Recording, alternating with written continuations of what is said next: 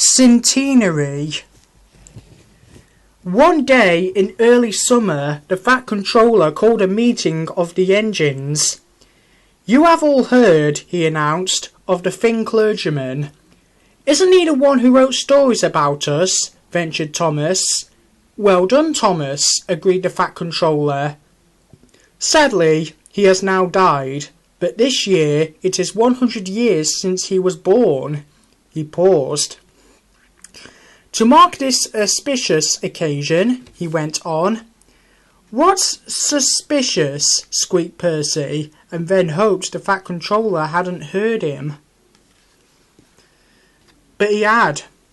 "Auspicious, Percy. It means important," explained the Fat Controller. "To mark this, important occasion, I have arranged for a bust of the Thin Clergyman to be unveiled here in a few weeks.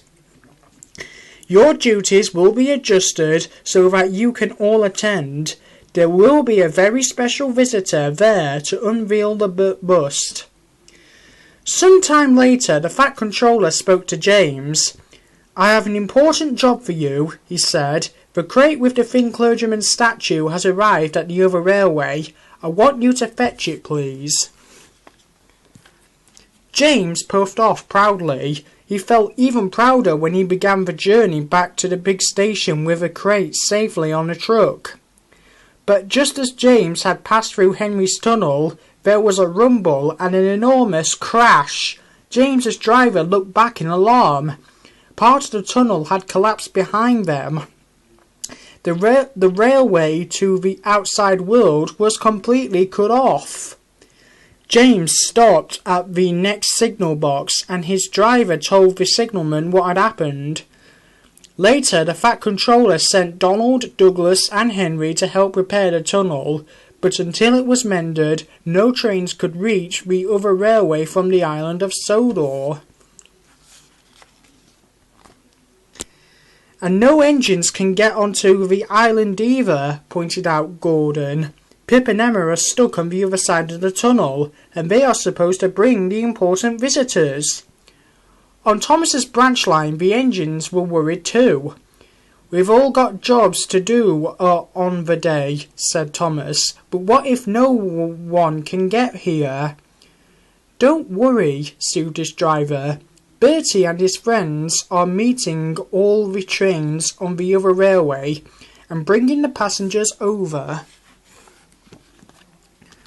The Fat Controller gave orders to carry on as usual, but Gordon's trains to the other railway had to stop at the work station.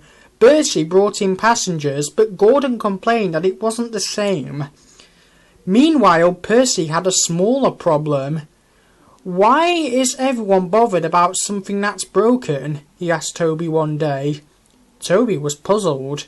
"Broken?" he asked. "What do you mean, broken?" "Well," explained Percy, "the Fat Controller said it was bust." "What's bust?" The Thin Clergyman, poor man," said Percy sadly. Thomas, listening nearby, laughed. "The Thin Clergyman isn't broken," he chuckled. "A bust is a sort of statue, just the head and shoulders of the person." Percy cheered up at once. "Oh," he said, "that's all right then." "I just hope that everybody can get to see it," put in Toby. A few days later, the Fat Controller announced that the tunnel had been mended. The inspectors worked through the night on their safety checks, and the first train allowed through was Pip and Emma. At the big station, the bust of the Thin Clergyman beneath a silk cover was ready.